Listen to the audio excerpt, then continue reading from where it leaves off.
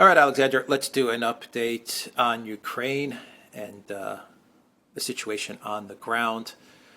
What is going on? I feel like I have to ask this of you every time we do a Ukraine update now. What's the deal with the great Kherson counteroffensive? That seems to be my first question. And then let's talk about the real military activity in Donbass. And I think actually you've put your finger on actually the big thing, because I mean we've been hearing for weeks now about the great Kherson counteroffensive, and it's fading. I mean it's just not happening. I mean there's been talk now that the commander of the Ukrainian army, the chief of the general staff of Ukraine's army, General Zaluzhny, has told Zelensky he doesn't want to have anything to do with it and wants to have the whole idea about it cancelled. And every so often we hear about the Ukrainians sending troops a little probing the lines and then being walloped by the Russians with massive artillery and missile strikes and pulling back. But it's increasingly looking as if this thing is turning into something that we're going to be waiting for, and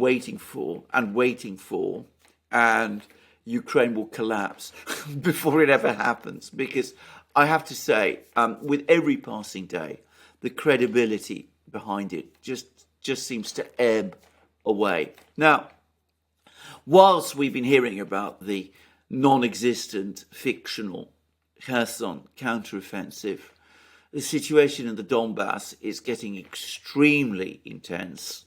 The Russians have been launching multiple attacks. I say the Russians, though I want to say one thing. I've been tracking events very carefully. I've been looking at the various reports from all sorts of sides. It's very clear to me that actually most of the infantry fighting in Donbass, the actual hand-to-hand fighting, is being done by the Donbass militia, by the people from Donetsk and Lugansk. The Russians are there. They provide the aircraft, the missiles, the artillery, the intelligence, the command and control, the communications. They provide the ammunition. They do all of those things. But the actual fighters are people from Donbass themselves. Anyway, there's now, it seems to me, two basic offensives going on within Donbass. One is somewhat to the north, with the Russians, and I'm going to use the expression Russians because, we understand, please understand, it's a portmanteau term. It includes this militia. The Russians are pushing... if I can just interject, that's why when people read about the conflict in Donbass, they'll read many times that it says the Allied forces. They're referring to, like you said, Russia, Donbass. Yeah, so you see that term a lot come up, Absolutely. The Allied forces. Allied forces. That takes into consideration exactly the Donbass militia. Yeah, exactly. So let's say the Allied forces, they are now definitely closing in on Bakhmut.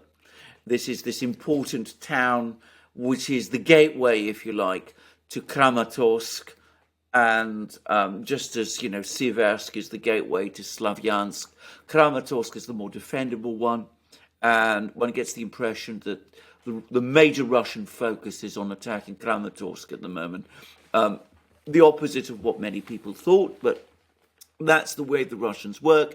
They're never completely predictable, so the Allied forces are now closing in on Bakhmut, and the Ukrainian military have confirmed this. They've confirmed that fighting is now taking place on the outskirts of Bakhmut. So Bakhmut looks like the Battle of Bakhmut is now underway. And if Bakhmut falls, we are approaching the end of the Battle of Donbass, because that's when the major concentrations, the Ukrainian concentrations at Slavyansk and Kramatorsk, they then become threatened. It's very difficult to see the Ukrainians holding on for long there. And then further south, and very interestingly, there's been a major Allied advance cracking this very, very strong defense line that the Ukrainians created opposite Donetsk. That's where a large part of the Ukrainian forces were concentrated. It's from there that they've been shelling Donetsk city. That line is now cracking. And again, yesterday, we got the first confirmation from the Ukrainian military that the Allied forces have broken through, that they're threatening some of these places in the rear of this defence line. So it looks like that is cracking.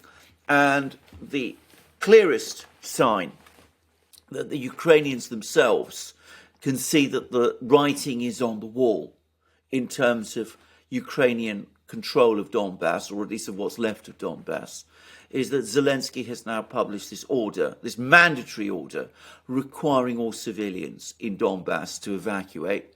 They are obliged to do so. I suspect most of them will ignore that order, and I doubt that the Ukrainian military is in any position to enforce it.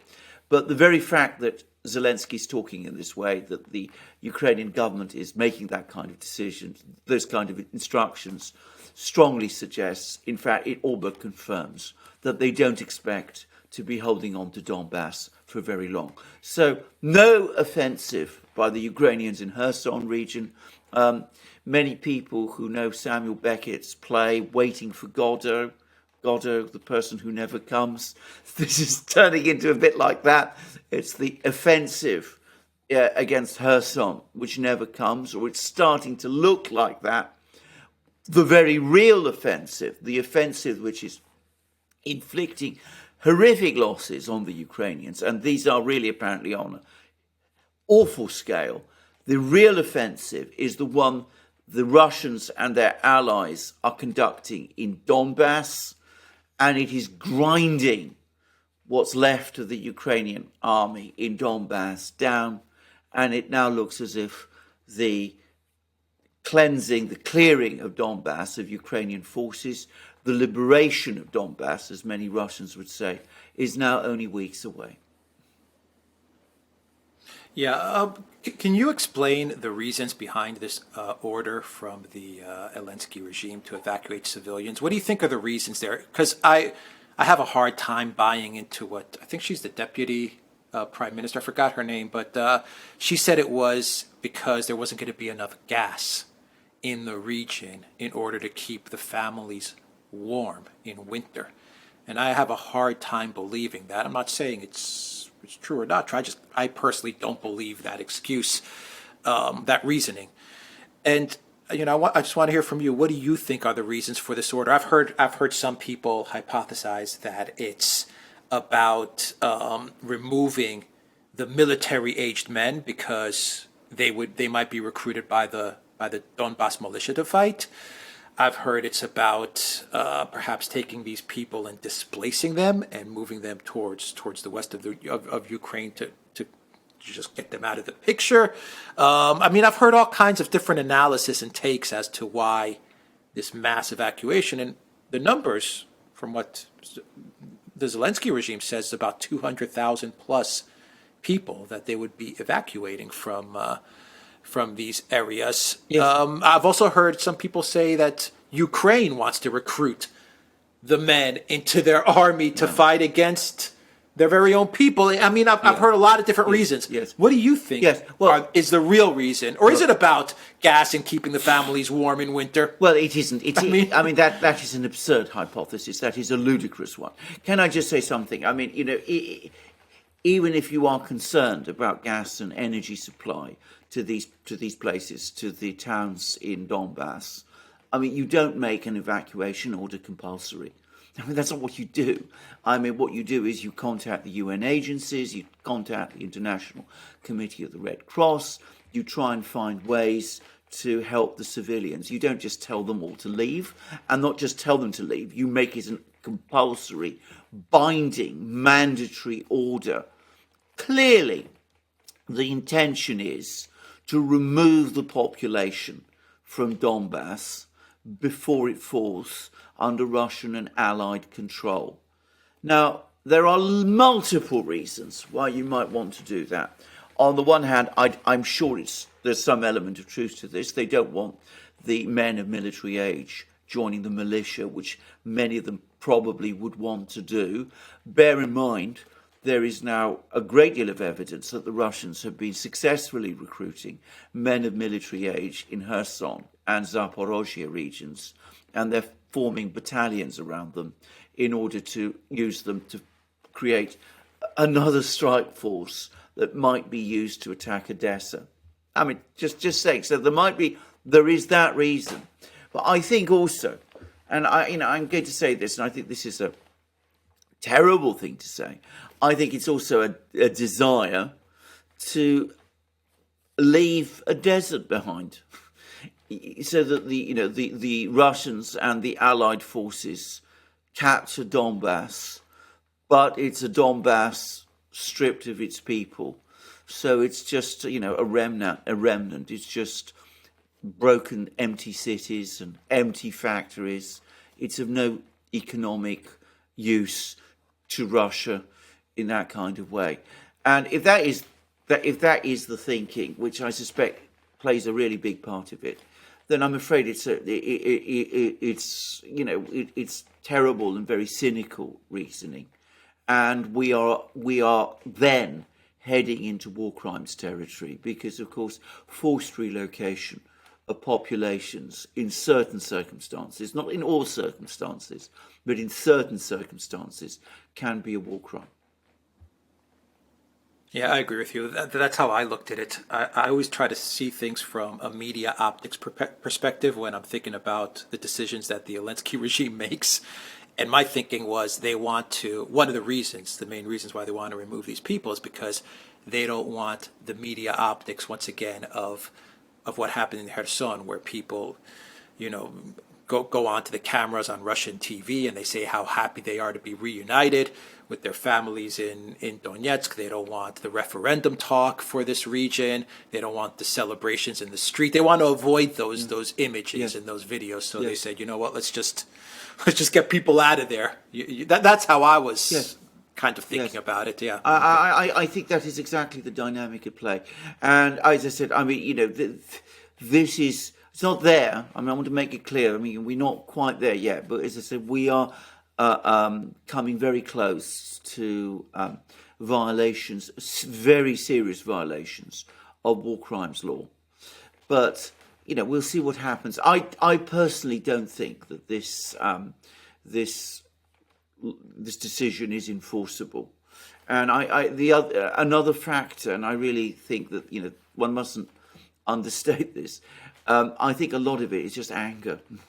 Zelensky and his entourage realize that they're going to lose Donbass, and they're just lashing out, and they're doing some extremely wild things.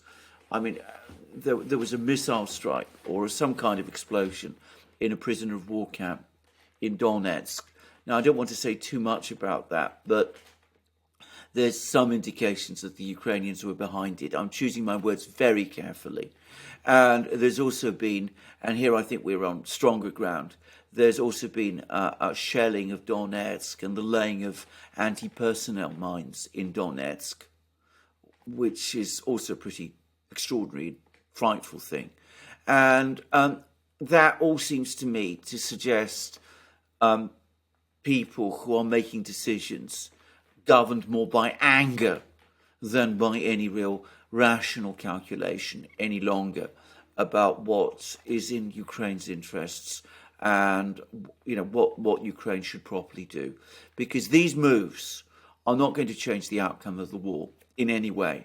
They're not going to change the outcome of the conflict in Donbass, but they are the kind of moves that people who are losing can be tempted to make, even though, as I said, they are moving onto very dangerous legal territory by making them. Yeah, I mean, if they cared about the legal territory, because they kind of have the cover, the protection of the U.S., EU, NATO umbrella, so that's why they can make these kind of moves. Yes, and the media won't report on these things either. I accept that, and I think that's absolutely correct. And already we've seen supportive comments from the U.S. Embassy and all of that. But all I would say is that if you are a proper person, you shouldn't. The law is there to deter you, obviously. But you shouldn't be doing these sort of things anyway. I mean, it's the kind of thing which a proper government doesn't do. After all, the people in Donetsk, including the people in Donetsk city, are, if you are the Ukrainian government, they are your own citizens, and you are responsible for them. Yeah, you can't on one hand say that this area Donbass is Ukrainian, and then on the other hand, shoot off these hundreds of petal butterfly Exactly. mines Exactly. in the city. Exactly. I mean, it just doesn't. It doesn't. It doesn't Exactly. add up. So the legal things are the ultimate constraint, if you like, but they you shouldn't get there. You shouldn't be there. You shouldn't be doing these kind of things. But as I said, in war, I'm afraid anger can take over, and people can do extraordinary things, terrible things, and I'm afraid that we're starting to see that happen. Yeah. All right, we'll leave it there. The Duran.locals.com, Duran shop. Use the code Good Day.